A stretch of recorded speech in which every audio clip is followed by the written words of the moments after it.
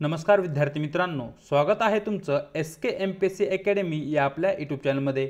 आज दिनांक 16 ऑगस्ट 2024 वार आहे शुक्रवार। तुमच्यासाठी घेऊन आलो आहे संपूर्ण वृत्तपत्र विश्लेषण, ज्यामध्ये या ठिकाणी आपण Loksatta newspaper, the Indian express, the Hindu या न्यूजपेपरमध्ये ज्या कोणत्या न्यूज स्पर्धा परीक्षा दृष्टिकोनातून आपल्यासाठी महत्त्वाच्या असतात त्यांना या ठिकाणी इन डिटेलमध्ये आपण स्टडी करत असतो। जी काही आजची डिस्कशन आहे या डिस्कशनमध्ये या ठिकाणी मित्रांनो आपण लाल किल्ला, long range guided bomb, Jio Parsi योजना आणि गुरमार वनस्पती या संदर्भात ज्या काही न्यूज आहे त्या सर्व न्यूजना MCQ क्वेश्चनच्या माध्यमातून स्टडी करणार आहोत। चला तर जी काही आजची आपली डिस्कशन आहे तिला या ठिकाणी आता आपण सुरुवात करूया। मित्रांनो, आज या ठिकाणी जी आपली पहिली न्यूज आहे ती आहे रेड फोर्ट लाल किल्ल्या संदर्भात। सर्वप्रथम न्यूज पाहूया। सेक्युलर नागरिक संहिता हवी अशा प्रकारची न्यूज लोकसत्ता पेज क्रमांक 1 वर तुम्हाला दिसून जाईल। प्रत्येक वर्षी स्वातंत्र्य दिनी म्हणजे 15 ऑगस्टला देशाचे पंतप्रधान लाल किल्ल्यावरून या ठिकाणी देशाला संबोधित करत असतात आणि देशाचे पंतप्रधान नरेंद्र मोदी यांनी लाल किल्ल्यावरून देशाला संबोधित करत असताना सेक्युलर नागरिक संहिता हवी अशा प्रकारचे एक विधान त्या ठिकाणी केलं आहे आणि 2047 पर्यंत विकसित भारतच्या उद्दिष्टपूर्तीसाठी आपल्याला तयारी करायची आहे अशा प्रकारची एक ग्वाही त्या ठिकाणी पंतप्रधानांनी त्या ठिकाणी दिलेली आहे। असा एकूण या न्यूजचा सारांश असलेला आपल्याला दिसतो। या ठिकाणी ज्या कोणत्या लाल किल्ल्यावरून पंतप्रधान प्रत्येक वर्षी स्वातंत्र्य दिनी देशाला संबोधित करतात त्या लाल किल्ल्याविषयी आणि त्याच्या इतिहासाविषयी आपल्याला थोडक्यात माहिती असणं आवश्यक आहे आणि त्यावर आधारितच या ठिकाणी आजचे आपले प्रश्न आहेत। प्रश्न पाहूया। दिल्लीतील लाल किल्ल्याच्या बांधकामासाठी मुघल सम्राट कोण जबाबदार आहे किंवा कोणत्या मुघल सम्राटाने लाल किल्ला बांधला अशा प्रकारचा सरळ प्रश्न या ठिकाणी मित्रांनो तुम्हाला विचारला जाऊ शकतो। तर मित्रांनो, या ठिकाणी तुम्हाला माहिती असेल की जो काही दिल्लीचा लाल किल्ला आहे तो या ठिकाणी शहाजहान या मुघल सम्राटाने बांधला होता। म्हणजे प्रश्न क्रमांक 1 चं योग्य उत्तर राहील पर्याय डी। पाहूया पुढचा प्रश्न। लाल किल्ल्याचे बांधकाम कोणत्या वर्षी पूर्ण झाले अशा प्रकारचा मित्रांनो या ठिकाणी आपला प्रश्न आहे। तर मित्रांनो, तुम्हाला माहिती असलं पाहिजे की जो काही दिल्ली या ठिकाणचा लाल किल्ला आहे त्याचं बांधकाम 1648 साली पूर्ण झाले होते, जी की या ठिकाणी लाल किल्ला आणि दिल्ली ही मुघल साम्राज्याची राजधानी होती। लाल किल्ला हे ते ठिकाण आहे ज्या ठिकाणी मुघल बादशाह त्यांचं निवासस्थान होतं। मुघल बादशाह त्या ठिकाणाहून पूर्ण देशाचं जे काही प्रशासन आहे ते प्रशासन पाहण्याचे ते कार्य करत होतात। लाल किल्ल्याविषयी जर थोडक्यात आपण माहिती पाहिली तर मित्रांनो, या ठिकाणी लाल किल्ल्यासाठी वापरण्यात आलेला जो काही दगड आहे तो लाल रंगाचा आहे, म्हणून त्याला या ठिकाणी रेड फोर्ट या नावाने ओळखलं जातं। त्याचबरोबर जे काही पिकॉक सिंहासन आहे तेही याच लाल किल्ल्यामध्ये होते आणि लाल किल्ल्यामध्ये जो काही दिवाने खास हा जो भाग आहे या भागामध्ये हे पिकॉक थ्रोन त्या ठिकाणी ठेवले गेलेले होतो। लाल किल्ला हा युनेस्कोची वर्ल्ड हेरिटेज साइट म्हणूनही प्रसिद्ध आहे। लाल किल्ला हा यमुना या नदीवर आहे किंवा लाल किल्ल्यापासून यमुना नदी ही खूपच जवळची आहे आणि लाल किल्ल्यामध्ये वापरले जाणारे जे काही पाणी आहे त्यासाठी असणारा एक मुख्य स्रोत म्हणून या ठिकाणी आपण यमुना नदीकडे पाहू शकतो। पाहूया आपला पुढचा प्रश्न, जो की मित्रांनो या ठिकाणी लॉन्ग रेंज गाइडेड बॉम्ब संदर्भात आहे। सरळ जो काही प्रश्न आहे तो प्रश्न पाहूया। लॉन्ग रेंज गाइडेड बॉम्ब संदर्भात खालील विधाने विचारात घ्या, ज्यामध्ये विधान क्रमांक 1 हवेतून प्रक्षेपित केलेला 100 किलो वजनी गटाचा ग्लाइडेड बॉम्ब आहे जो लांब अंतरावरील लक्ष्यावर मारा करण्यास सक्षम आहे। विधान 2 गाइडेड बॉम्ब अत्यंत अचूक सेल्फ नेव्हिगेशन स्कीम वापरून लक्ष्याकडे जातो किंवा लक्ष्याचा भेद करतो असं विधान क्रमांक 2 या ठिकाणी आपल्याला देण्यात आले आहे। तर मित्रांनो, या ठिकाणी वरील विधानाच्या संदर्भात खालीलपैकी कोणता पर्याय बरोबर आहे हे या ठिकाणी आपल्याला विचारण्यात आलेलं आहे। तर मित्रांनो, या ठिकाणी जर आपण जे काही आपले विधान आहे त्या विधानांची चर्चा केली तर या ठिकाणी विधान क्रमांक 1 अगदी बरोबर आहे। जो काही लॉन्ग रेंज गाइडेड बॉम्ब असतो त्याची रेंज या ठिकाणी 1000 किलोमीटरची असते।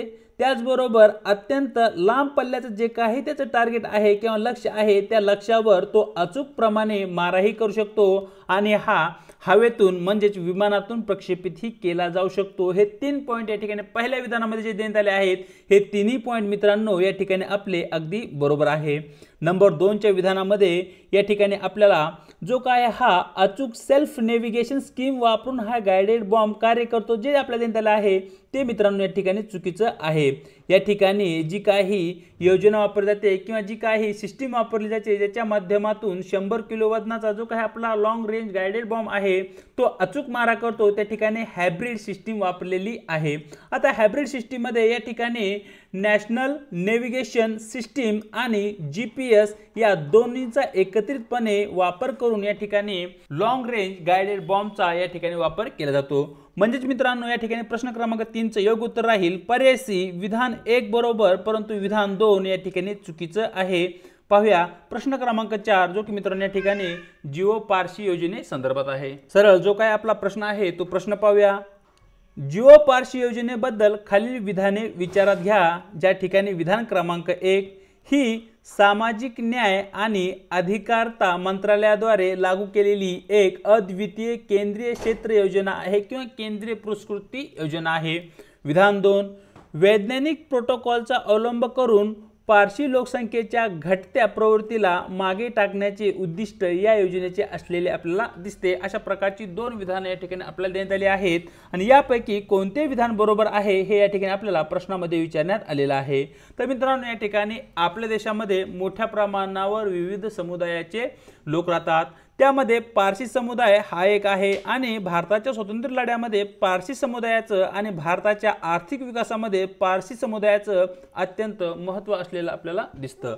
या ठिकाणी अलीकडील काळामध्ये जो काही पारसी समाज आहे किंवा पारसी समुदाय आहे त्यांची जी काही लोकसंख्या आहे ती लोकसंख्या या ठिकाणी घट होत आहे। ही एक मोठी समस्या या ठिकाणी पारसी समाज आणि आपल्या भारत सरकारच्या समोर असलेली आपल्याला दिसत आहे आणि त्याच अनुषंगाने या ठिकाणी जिओ पारशी योजना केंद्र सरकारकडून चालू करण्यात आलेली आहे। तर या ठिकाणी जे काही विधान क्रमांक 1 आहे ते चुकीचं आहे। जिओ पारशी योजना ही अल्पसंख्याक मंत्रालय म्हणजेच मिनिस्ट्री ऑफ मायनॉरिटी यांच्याकडून सुरू करण्यात आलेली आहे। हे विधान या ठिकाणी अगदी बरोबर राहील। ती या ठिकाणी सामाजिक न्याय आणि अधिकारिता मंत्रालयाद्वारे लागू करण्यात आलेली नाही। विधान क्रमांक 1 चुकीचं ठरतं। विधान क्रमांक 2 मित्रांनो या ठिकाणी अगदी बरोबर आहे। या ठिकाणी जी काही पारशी लोकसंख्या घटत आहे त्याची जी काही प्रवृत्ती आहे तिला कमी करण्यासाठी किंवा तिला रिव्हर्स करण्यासाठी या ठिकाणी वैज्ञानिक प्रोटोकॉलचा अवलंब करून या ठिकाणी पारसी समुदायाची जी काही लोकसंख्या आहे तिची जी काही घट आहे ती थांबवणे हे एक सरकारचं या ठिकाणी पारशी योजनेच्या अंतर्गत ठरवलेलं उद्दिष्ट आपल्याला दिसतं। म्हणजेच मित्रांनो या ठिकाणी वरील प्रश्न क्रमांक 4 चं योग्य उत्तर राहील पर्याय बी केवळ विधान 2 बरोबर। पाहूया आजचा आपला शेवटचा प्रश्न जो की मित्रांनो या ठिकाणी गुरमार वनस्पती संदर्भात आहे। सरळ जो काय प्रश्न आहे तो प्रश्न पाहूया। गुरमार वनस्पती संदर्भात खालील विधाने विचारात घ्या। ज्या ठिकाणी विधान क्रमांक 1 ही एक 12माही वनस्पती आहे जी भारतातील स्थानिक आहे आणि हिमालयाच्या पायथ्याशी जंगलात आढळते किंवा ती वाढते। विधान 2 हे भारतीय वैद्यकीय संशोधन परिषदेद्वारे मधुमेहाविरोधी औषध BGR 34 विकसित करण्यासाठी वापरले जाते। अशा प्रकारचे हे दुसरं विधान आहे आणि वरील विधानापैकी कोणते विधान बरोबर आहे हे या ठिकाणी आपल्याला प्रश्नामध्ये विचारण्यात आलेलं आहे। तर मित्रांनो या ठिकाणी जे काही विधान क्रमांक 1 आहे ते या ठिकाणी चुकीचं आहे। या ठिकाणी गुरमार वनस्पती ही एक 12माही वनस्पती आहे। हा जो पॉइंट आहे तो या ठिकाणी अगदी बरोबर आहे।